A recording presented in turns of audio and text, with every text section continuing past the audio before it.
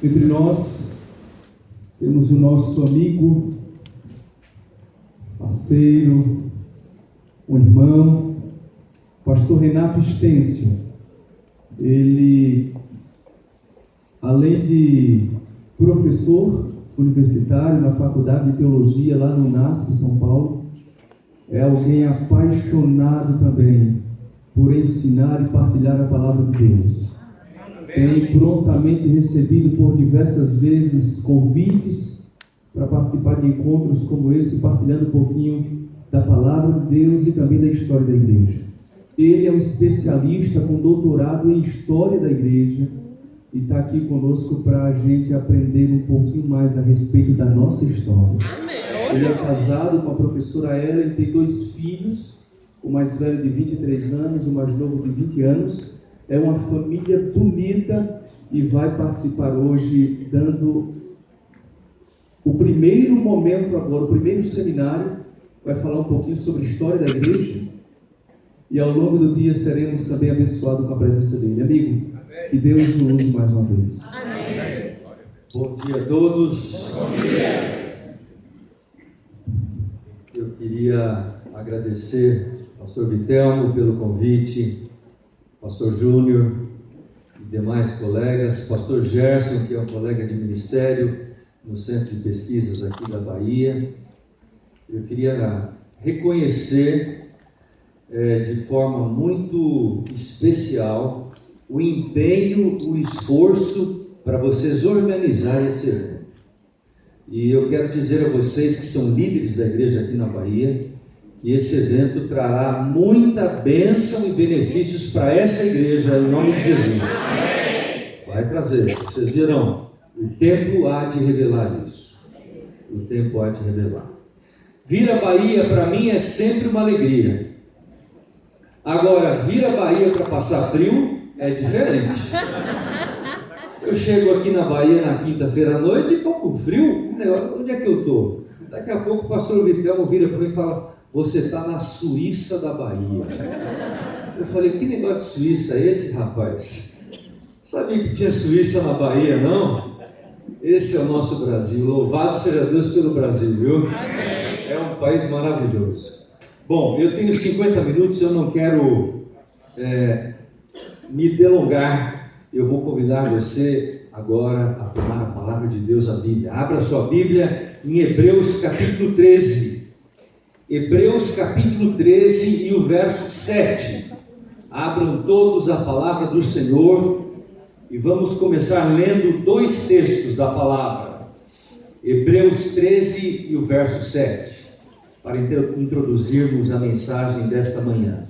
Atentem para a voz profética do apóstolo Paulo, que diz assim, 13:7. Todos acharam? Amém. Então leiamos. A palavra diz: lembrai-vos dos vossos guias, os quais vos pregaram a palavra de quem? De Deus. E considerando atentamente o fim da sua vida, fazei o quê? Imitai a fé. Imitai a fé que tiveram. Um desafio da palavra de Deus, para nós olharmos para quem pregou a palavra de Deus para nós. E para imitarmos a fé desses homens e mulheres que dedicaram sua vida, seus dons e talentos para a causa de Deus. Agora abra sua Bíblia em Jó capítulo 8, um texto complementar a este. Tome nota desses textos. Jó capítulo 8, verso 8 e 9. Jó 8, 8 e 9. Jó, lembrando que é o primeiro livro escrito na Bíblia, cronologicamente falando, não é isso? Correto? Quem escreveu o livro de Jó? Moisés, muito bem. Então vamos lá, leiamos o verso 8. Pois eu te peço, pergunta agora às gerações passadas e atenta para a experiência de seus pais, porque nós somos de ontem e nada sabemos, porquanto os nossos dias sobre a terra são como a sombra. E veja, além da palavra de Deus, o espírito de profecia aponta claramente, através dos escritos inspirados de Ellen White, de que o procedimento de Deus com o seu povo deve ser recordado como frequentemente. Depois ela diz assim: o registro da experiência pela qual o povo de Deus passou do início da história de nossa obra deve ser o quê? Republicado. E ela destaca a experiência de Miller, a experiência do capitão Bates e outros pioneiros da mensagem adventista deve ser mantida diante de quem? Do nosso povo. Então vamos começar a nossa apresentação fazendo uma pergunta.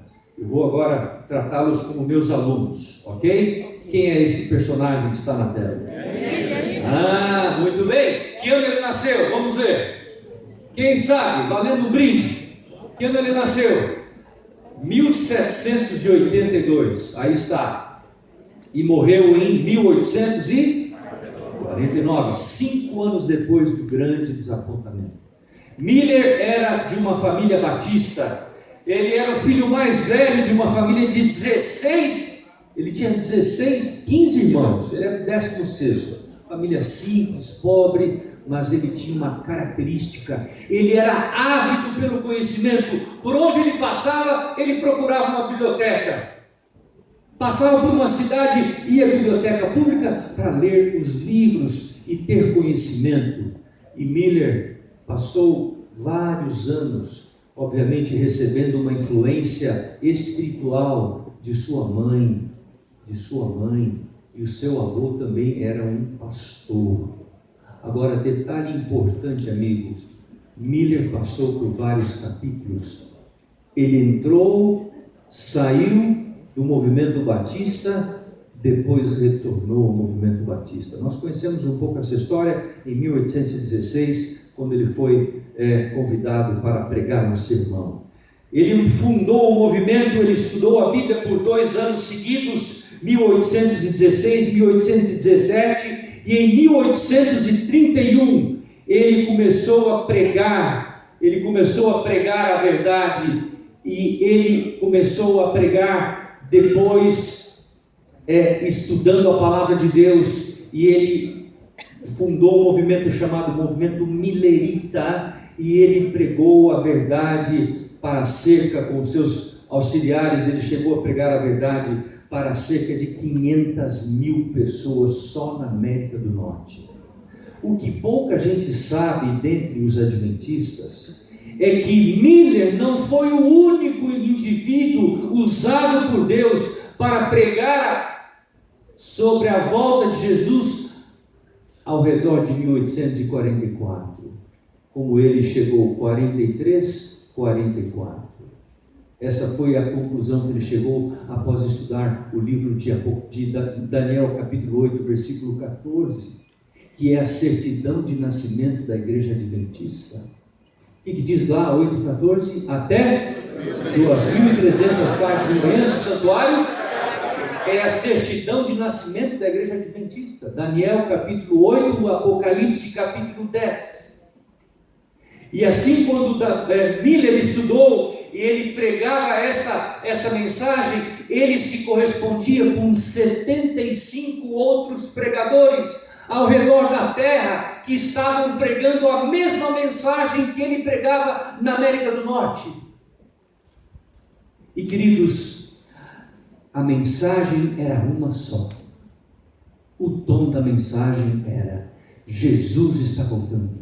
Jesus está voltando, preparem-se, preparem-se, Jesus está voltando. Ele pregava isso nas ruas, nas praças, nas alamedas, ele pregava isso nas cidades, nos grandes centros urbanos, nas tendas, pregava com grande poder esta mensagem, e cerca de 500 mil pessoas ouviram essa mensagem só na América do Norte. Mas esta mensagem, amigos, ela foi pregada na América do Sul. Manuel Lacunza pregou essa mensagem aqui na América do Sul. José Wolff pregou na Europa. Essa mensagem foi pregada na Ásia, na Oceania, na África.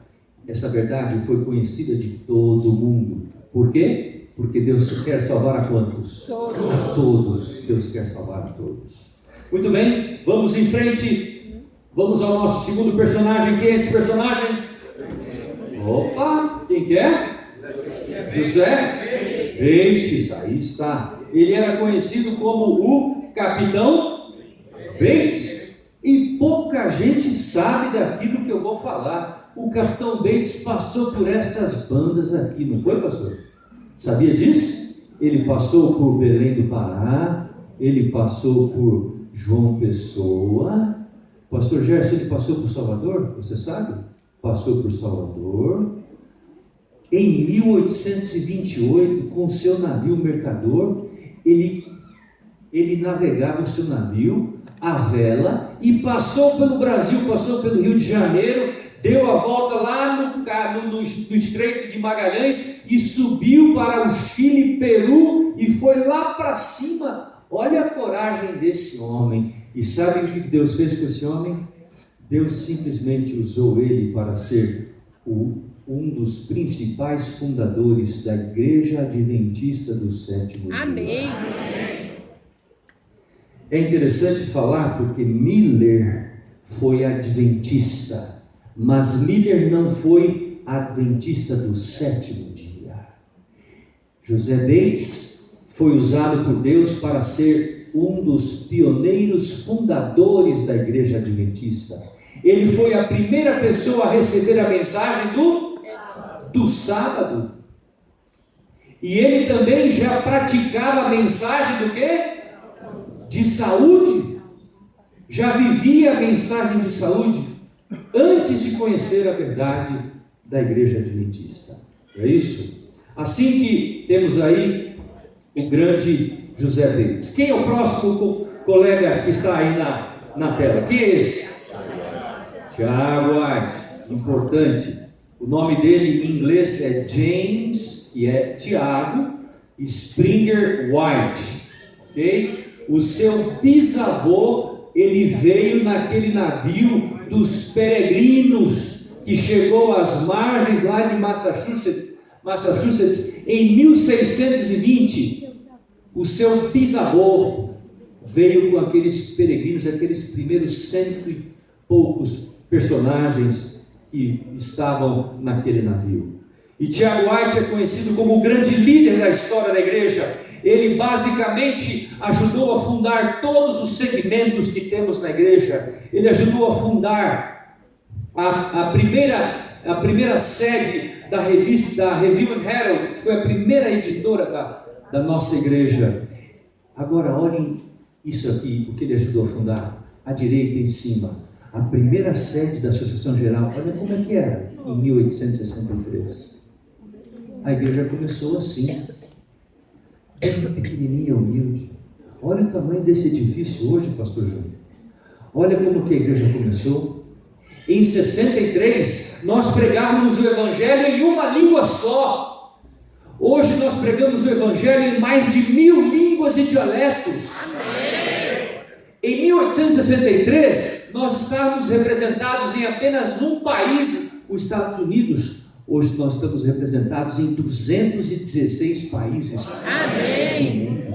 Glória a Deus. Em 1863, nós publicávamos materiais em uma língua só, o inglês. Hoje nós publicamos materiais em mais de 300 línguas e dialetos. Assim começou a igreja, amigos. Ele ajudou a fundar também o primeiro sanatório, área de saúde, ajudou a fundar a primeira escola, a primeira faculdade, o Battle Creek College, em 1875. Foi um homem de grandes, ele era um homem visionário, pensava à frente do seu tempo, mas ele tinha duas características. Ele era um homem muito dedicado ao Senhor, trabalhava com tremenda dedicação, mas ele era um homem intemperante. No dia da sua morte, a sua esposa olhou para todos que estavam ali e disse: esse homem trabalhava por 3 pessoas. E ele morreu com 60 anos. Eu quero dizer uma coisa em nome de Jesus para vocês aqui nessa manhã. se vocês não se ombrearem, não se unirem aos seus líderes, os pastores, aos anciãos, para carregarmos juntos a responsabilidade de concluirmos a obra do Senhor, eles vão ficar para trás e vão cedo embora, porque a obra deles não é fácil, não é simples, num mundo tão complexo quanto esse que vivemos. Portanto, nós temos que nos ombrear e juntos carregarmos essa responsabilidade para dividirmos o peso, o fardo dessa responsabilidade. Juntos terminaremos esta obra. Amém. E assim, amigos, eu queria perguntar a vocês: quantos anos você dá para Tiago White nessa foto? Quantos anos você dá para ele? Fala aí. 80 anos. Essa foto ele tinha 51 anos de idade. Tá vendo aí? 51 anos de idade. Essa foto. Excesso de trabalho. Morreu cedo. Morreu cedo. Vamos ao próximo. Quem é esse personagem? Pastor Esther, você foi lá mais fácil, né? Olha lá. Dá uma olhada no lado esquerdo da face dela. Tá vendo aí, ó? Percebe o lado esquerdo da face? Percebe que tem alguma deformação no lado esquerdo da face? Ali é o local onde aquela pedra, que era do tamanho de uma mão fechada, não era uma pedra pequenininha não, era uma pedra razoavelmente pesada. A pedra pegou, quebrou o nariz e afundou a face esquerda de Ellen White, aos 9 anos de idade. Mudou totalmente a vida dessa mulher, né? E aí nós temos esta mulher, que também era de uma família metodista, não é? Ela nasceu de uma família com 8 filhos, dos quais 6 dos filhos eram mulheres e 2 homens, não é? Ela nasceu com uma irmã gêmea chamada Elizabeth, todos conhecem essa história, não é? Ela contraiu pneumonia aos 17 anos e viveu uma vida com muita fragilidade, e Deus teve misericórdia e chamou ela com seus 17 anos de idade, não é? Ela trabalhou como uma profetisa, um instrumento vivo nas mãos de Deus por 70 anos, e ela escreveu 100.000 páginas de manuscritos. Eu trouxe aqui, e eu quero, pastor Vitelmo, vem aqui na frente, faz favor, rapidinho, pode passar. Ela escreveu 100.000 páginas iguais a esta, que vocês vão ver agora aí, podem manusear. 100.000 páginas de manuscritos, ela escreveu à mão, durante esses 70 anos de ofício profético. Ela é considerada a autora do gênero feminino que mais escreveu na história da literatura mundial. Amém. E o livro mais traduzido de todos, qual que é? Quem sabe?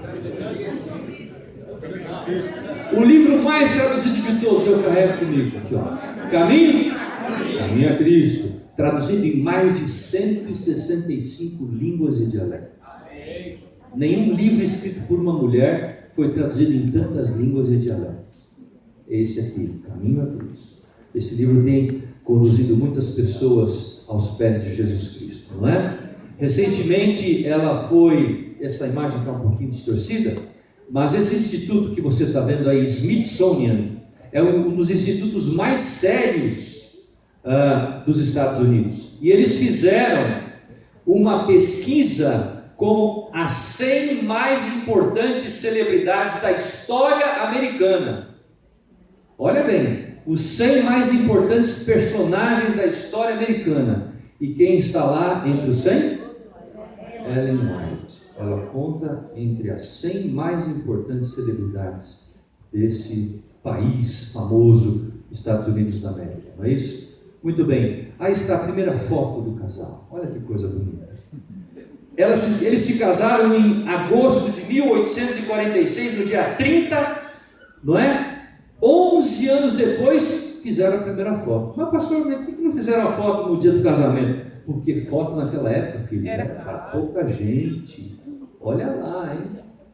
E você olha assim a primeira foto e você fala, nossa, mas isso é meio sério, né? Meio sombrio. Levava 15 minutos para fazer uma foto. Você tinha que escolher a posição e congelar. Se você escolhesse sorrir, tinha que ficar assim 15 minutos. Se você escolhesse ficar sério, ficava sério. Se mexesse alguma coisa, começava do zero. Voltava tudo de novo. Ia sair tremida a foto. Né? Então, essa é a primeira foto. Aí está uma foto com um dos filhos, não é? E aí está a foto da família. Vocês sabem muito bem que eles tiveram 4 filhos, não é? Aí estão 3 deles e o 4º filho não está aí porque não há nenhuma foto do 4º filho. O nome do 4º filho, alguém sabe? Alguém sabe o nome do último filho? John. Como que era? John Herbert. Era o nome do 4º filho. Vou mostrar daqui a pouco. Esse primeiro menino aqui, ó, o Henry Nichols, ele morreu aos 16 anos.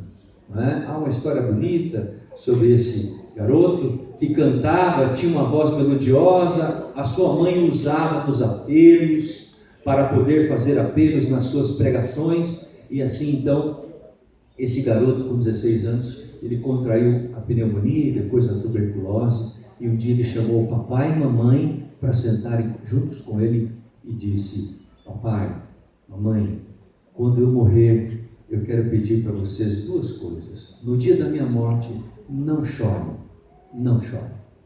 Olha o que ele pediu para o pai e para a mãe: não chorem. E os pais, mas como assim, filho, não chorem? Não chore porque eu não vou ter que passar pela guerra da secessão. Era a guerra da independência com a Inglaterra. Eu não vou ter que lutar, porque ele estava na época de servir o exército. Eu não vou passar pelas pragas, não vou passar pela angústia de Jacó. Não chorem, não chorem. Cortou o coração do pai e da mãe. Segunda coisa que ele pediu: eu quero que quando eu morrer, vocês me enterrem ao lado do 4º filho, que nasceu, viveu 3 meses e já morreu. O nome dele, John Herbert. E aí está a sepultura de John Herbert. E o papai e a mamãe sepultaram o Henry do lado da sepultura desse garoto que morreu em 3 meses de idade. Assim foi Ellen White. Como o pastor Vitelmo disse, Ellen White tinha algumas paixões. Uma delas era a palavra. E ela exaltava a palavra em todos os momentos da sua Bíblia. Ela estudava, tinha um amor inigualável pela palavra de Deus. A palavra guiava a sua vida e o seu ministério, guiava a sua família. Mas ela tinha também uma outra paixão. E aqui está. Ela tinha paixão pela pessoa de Jesus Cristo. Ela amava, ela conversava com Jesus. Suas orações eram conversas pessoais com Jesus. Tinha uma paixão pessoal inigualável pela pessoa do nosso Senhor e Salvador Jesus Cristo. E um dia ela recebeu uma visão, e nesta visão Deus revelou a ela a face humana de Cristo. A face humana de Cristo. E ela, visitando a casa de uma das amigas, lá tinha uma gravura, e ela identificou aquela gravura dizendo que era a mais parecida com aquela que Deus havia lhe revelado em visão. E a gravura era exatamente esta: Jesus humano. De acordo com Ellen White, se parecia com esta gravura. Quando você olha para ela e contempla um pouquinho, você vê uma pessoa que não se assemelha a nenhum popstar, nenhum artista de cinema, nenhum artista de Hollywood, nenhum jogador de futebol. Você vê uma pessoa que não está estressada, uma pessoa que controla a sua agenda. Essa era a imagem que Ellen White recebeu de Deus, que mais se parecia com a face humana de Cristo. Vocês poderão ter essa apresentação depois com vocês, tá bom? Poderão apreciar com mais tempo. Muito bem, vamos ao próximo. Quem é esse personagem? Levanta a mão, quem sabe? Fala aí. John Andrews. Quem foi John Andrews? O mais erudito de todos os pioneiros, os 12 pioneiros da Igreja Adventista. Mais erudito. Ele podia ler a Bíblia em 7 línguas diferentes. não é? Uma vez chegaram para ele e falaram assim: Dr. Andrews, é verdade que o senhor sabe a Bíblia inteira de cor? Ele falou: amigo, eu não posso prometer que eu saiba a Bíblia de cor, mas se qualquer texto do Novo Testamento se perder, eu posso escrever o Novo Testamento inteirinho de cabeça. Ele tinha o Novo Testamento gravado na cabeça de Mateus e Apocalipse. Esse era um pioneiro. E eu quero falar uma coisa aqui para vocês, e tem a ver com o motivo da união. Como é que é o tema?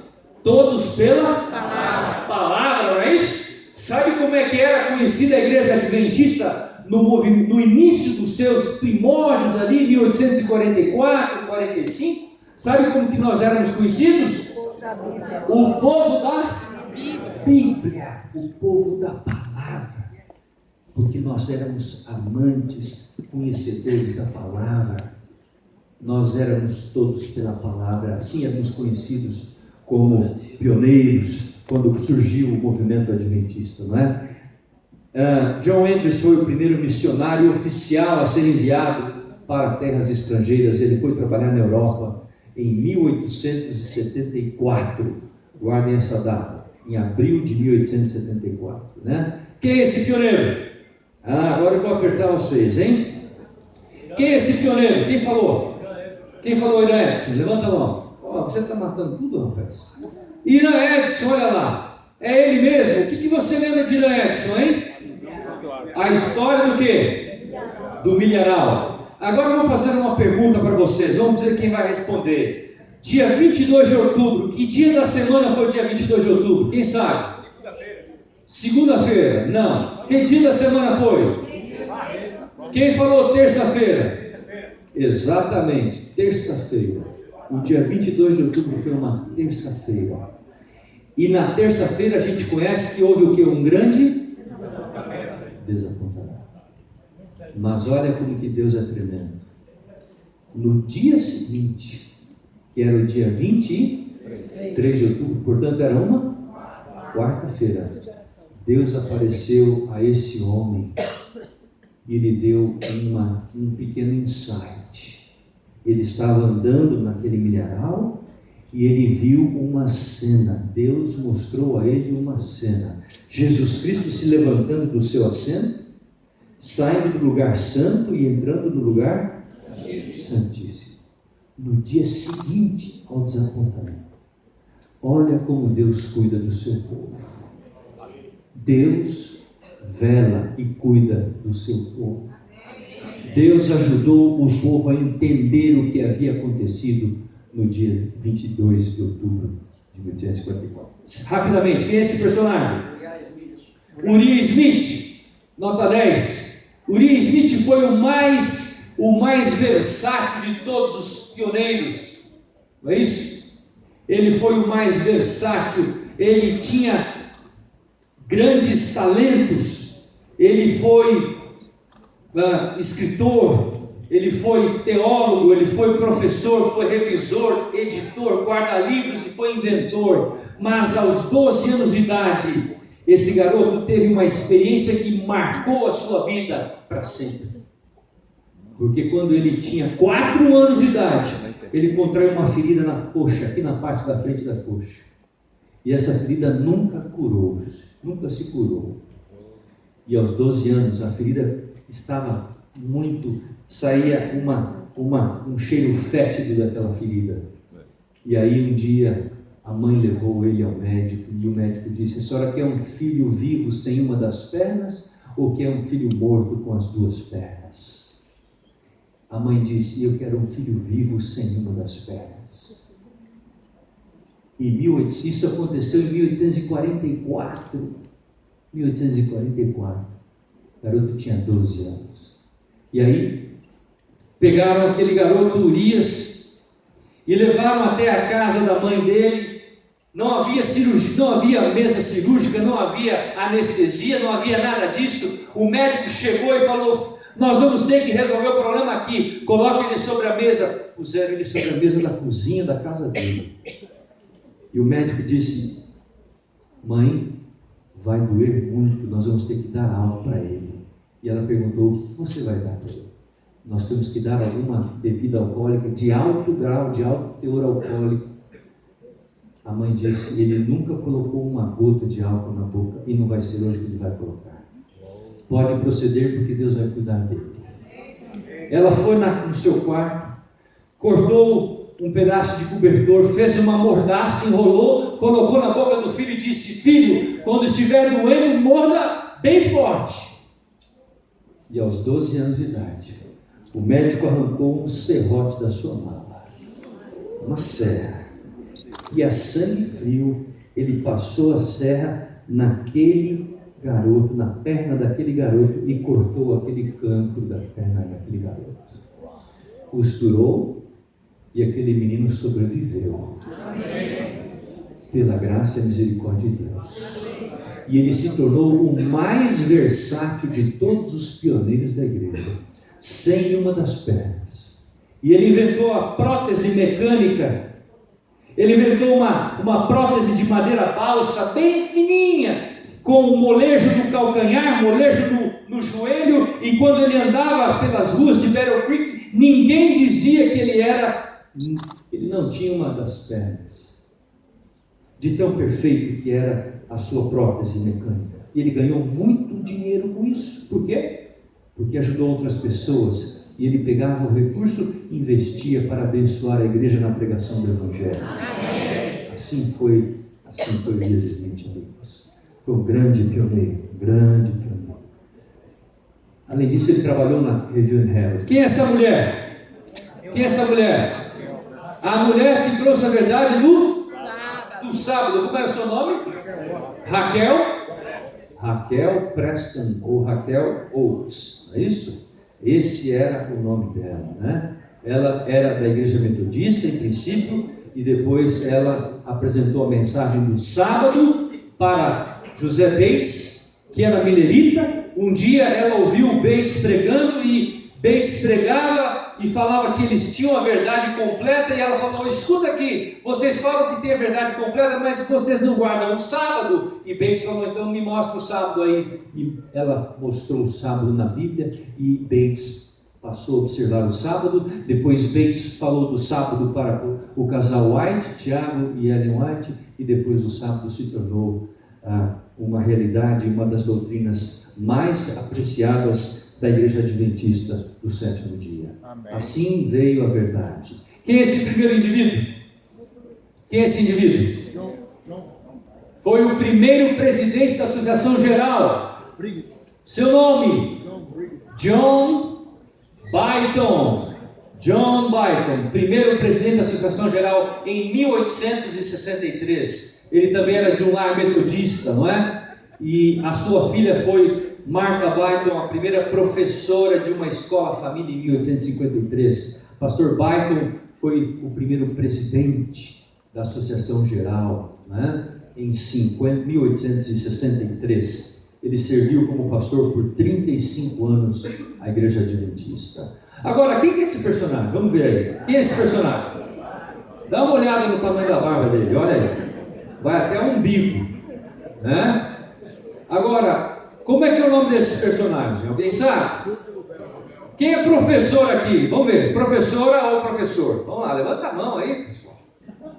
Eita, nós, olha aí. Ele foi o primeiro professor a fundar a primeira escola adventista em 1872, na cidade de Battle Creek. Chamava Colégio ou Escola de Battle Creek, né? Agora, o nome dele não é fácil falar, não. Já não vou enganar vocês, não, hein? O nome dele era Goodlew Harper Bell. Fala aí, vamos ver se você fala. Olha aí. Goodlew Harper Bell. Goodlew. Agora, imagine um indivíduo desse com essa barba, hein? Como é que faz? Tomando uma sopa de ovo. Aí complica a história. Já pensou, rapaz? Aí chega para dormir, a mulher fala assim: você já tomou banho? Não, já não tomei não. Então vai dormir no quarto das visitas. Vai para lá com essa barba cheia de ovo aí. Aí não dá. Até que um dia um indivíduo chamado Gillette Um francês inventou as lâminas, né? E a pessoa começou a se barbear, né? E sabia que os primeiros indivíduos que se barbearam na igreja adventista foram disciplinados. É isso que é, pastor. Por quê, pastor? Porque quem não possuía barba, o homem que não possuía barba, era sinônimo de falta de virilidade. Não era macho, cara. É verdade. Assim é a cultura da igreja, amigos. A igreja passou por vários momentos. Agora, quem tem barba que se cuide aí, hein? Vamos lá. Esse foi o primeiro professor. É considerado o grande pioneiro da obra educacional da igreja adventista, não é? Quem foi esse indivíduo? Já estamos terminando. O primeiro historiador da igreja. Seu nome? John Norton Loughborough. Pronuncia com F. Põe um F aí. Loughborough. Isso. Muito bem. Ele, interessantemente, muitas pessoas falam assim, pastor Stensel, a gente ouve falar que Ellen White teve 2.000 visões e sonhos, não é isso? Alguém presenciou alguma cena dela em visão? Esse homem presenciou pelo menos 50 visões e sonhos dela. 50 visões ao vivo esse homem presenciou. E ele descrevia o que acontecia nos momentos em que Ellen White entrava em momento de visão. Descrevia o que acontecia no ambiente. Ele dizia que todos ficavam reverentes, alguns cantavam, outros oravam, e todos ficavam expectantes pelo momento em que a visão iria cessar. Por quê? Porque queriam saber se Deus havia revelado alguma mensagem para aquele grupo que estava ali. E a primeira pergunta, quando Ellen White encerrava a visão: irmão White, Deus revelou alguma coisa para a senhora sobre nós? E muitas vezes ela dizia: eu não posso me lembrar agora. Eu não posso me lembrar. Às vezes ela gastava 1, 2, 3 dias para lembrar de uma visão, porque a visão extenuava ela. Às vezes ela passava 4 horas em uma visão. A visão mais longa dela demorou 4 horas e meia, quando ela segurou uma Bíblia na casa do irmão Tyler. É isso? Então esse homem presenciou 55 visões de Ellen White. Último pioneiro. Quem é esse personagem? Quem sabe? O último deles? Stephen Haskell. Olha aí, está aí ele. Olha que coisa interessante. Ele foi um grande administrador, trabalhou viajando pelo mundo, conhecendo os territórios de vários continentes para poder fazer com que enviássemos missionários para esses territórios. Viajou por esses países, dando relatório do que havia lá, os desafios que existiam nesses locais, não é? Ele organizou a primeira sociedade de tratados e ele iniciou a obra de publicação de livros em braille. Olha que coisa interessante. A igreja adventista é uma igreja inclusiva, amigos. Não é exclusiva, não. É inclusiva. Nós somos respeitados porque nós fomos um dos primeiros movimentos a trabalhar pela abolição da escravatura na América. O filho de Ellen White, chamado Tiago Edson, ele foi trabalhar com os negros do rio Mississippi, lá no sul dos Estados Unidos, que moravam às margens, nos ribeirinhas do rio Mississippi, num navio chamado Morning Star, Estrela da Manhã. Somos respeitados por isso, de forma que nossa igreja é uma igreja inclusiva, uma igreja que recebe a todos como eles são, não é isso? E louvado seja Deus por isso, não é? Aí estão os 12 grandes pioneiros, amigos. A galeria da fé, os heróis da fé da igreja adventista do sétimo dia, homens e mulheres que foram usados por Deus para fundarem esse movimento chamado Igreja Adventista do Sétimo Dia. Amém. Agora eu quero perguntar a vocês: Por que Deus fundou a Igreja Adventista do Sétimo Dia? Por que Deus usou esses homens e mulheres para fundar esse movimento? Essa é uma boa pergunta. Há tantas igrejas no mundo, 40 igrejas, 40 mil igrejas espalhadas pelo mundo, todas elas dizendo que são a igreja verdadeira. 40 mil é a igreja adventista, uma igreja a mais? Ou será que tem algo que nos distingue dessas 40 mil igrejas que existem pelo mundo afora? Essa é a pergunta, e eu trago a resposta para vocês, amigos. Deus fundou a igreja adventista do sétimo dia por duas razões. E aí está, primeira delas, para restaurar as verdades bíblicas que estavam esquecidas, perdidas, verdades que foram lançadas pelo chão, pisadas pelo tempo, pelos papas, pelos reis. Homens que tentaram apagar a verdade, sendo usados pelo inimigo das almas. E Deus suscitou a igreja adventista para resgatar essas verdades, restaurar essas verdades e trazê-las ao mundo. E quais foram essas verdades? O sábado, a trindade, a doutrina do santuário celestial, o princípio da sola escritura, a justificação pela fé em Cristo Jesus, a obra da santificação. O que mais? O que mais? A doutrina da imortalidade condicional da alma, o batismo por imersão, o lava-pés, não é isso? A Santa Ceia, o ministério do Espírito Santo em favor dos cristãos, a obra de saúde e a obra da educação cristã. Deus fundou a igreja para restaurar essas verdades que estavam apagadas, esquecidas e que foram lançadas por terra. Mas, queridos amigos, eu encerro esta minha fala agora, dizendo algo para vocês. Deus não chamou esta igreja só para restaurar verdades. Deus chamou esta igreja porque Deus tem um propósito para esta igreja. Amém. Deus chamou esta igreja porque Deus quer fazer desta igreja um instrumento vivo para levar ao mundo o último convite de salvação que ouvidos de imortais ouvirão. E o segundo motivo pelo qual Deus fundou a igreja adventista do sétimo dia é tão importante quanto o primeiro. E olha o que os testemunhos falam em relação a esse movimento profético, a igreja adventista. Ellen White diz, em sentido especial, foram os adventistas do sétimo dia postos no mundo como vigias e portadores de luz. Aí ela conclui dizendo, a eles foi confiada a última mensagem de advertência ao mundo a perecer. O que você diz? Amém. A esta igreja, Deus está dando o nome desse povo que vai pregar a última mensagem. Se chama Igreja Adventista do Sétimo Dia. E eu pergunto a vocês, em nome de Jesus, qual é a última mensagem que o mundo vai ouvir? O alto clamor. Qual a última mensagem?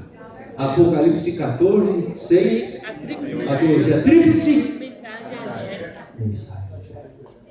Temei a Deus e dar glória, pois é chegada a hora do seu juízo. E adorai aquele que fez a terra e o céu, o mar e as fontes das águas. Amém. As três mensagens. E eu quero dizer a vocês, atentem, esta mensagem não é uma mensagem de terror. A tríplice mensagem angélica é uma mensagem de misericórdia, é uma mensagem de justificação, é um convite de amor, de graça de Deus. Temei a Deus e dai-lhe glória, pois é chegada a hora do seu juízo. Arrependei-vos, arrependei-vos, Jesus está voltando. Esta é a mensagem que nós temos que levar ao mundo, amigos. Não é uma mensagem de terror, de medo, é uma mensagem de salvação, de perdão, de graça, da justiça de Deus. Assim, queridos, eu encerro dizendo: nós temos um guia, nós temos um líder. E esse líder é nosso Senhor e Salvador Jesus Cristo. E sob o seu comando, esta igreja continuará marchando firme em direção a Canaã celestial.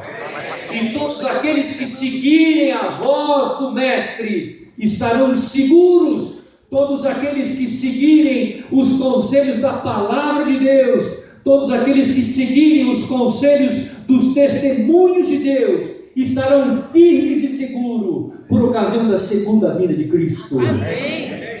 Que Deus possa nos usar na nossa potencialidade. Que Deus abençoe você. Que Deus use você com o seu divino poder.